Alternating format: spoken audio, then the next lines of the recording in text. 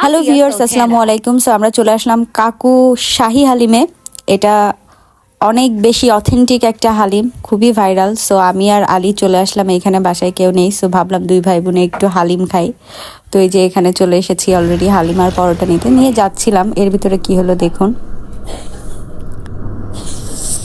মানে আমি আসলে দেখাচ্ছিলাম যে রাস্তাঘাটে কতটা জ্যাম হয়ে আছে, তো তার ভিতরে এই ছিল অবস্থা। যাই হোক, আলী যাচ্ছে হেঁটে হেঁটে বাসার দিকে। এরপরে আমরা চলে আসলাম বাসায়।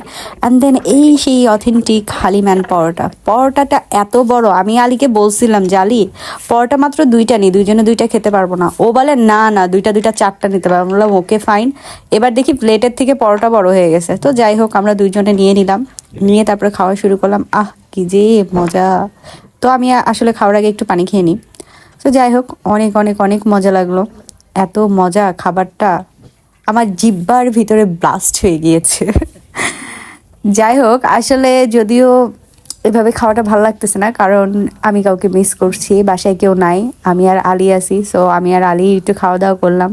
আমার মন মেজাজ ভালো ছিল না, ভালো লাগতেছিল না একা একা। তো আলী বললো আপু চলো বাইরে থেকে ঘুরে আসি। অ্যান্ড দেন যেই বলা সেই কাজ, বাইরে গেলাম, বাইরে যেয়ে চলে আসলাম বাসায়। এই যে বসে বসে খাচ্ছি, আহা কি মজা! তবে এই নল্লি হালিমটা আসলেই অনেক মজা, আসলেই। সো আমি আসলে প্রাইসটা ভুলে গেছি, তো যার কারণে প্রাইসটা বলতে পারছি না। তো যারা যারা এই বৌদ্ধ মন্দিরের এই অথেন্টিক হালিমটা খেয়েছেন তারা তারা জানেন এটা কতটা ফেমাস বা কতটা মজার। তো এই আর কি। দেন খেতে খেতে তো অলরেডি শেষ হয়ে গেল, কারণ আমি আসলে বেশি খেতে পারি না। তো একটা পরোটা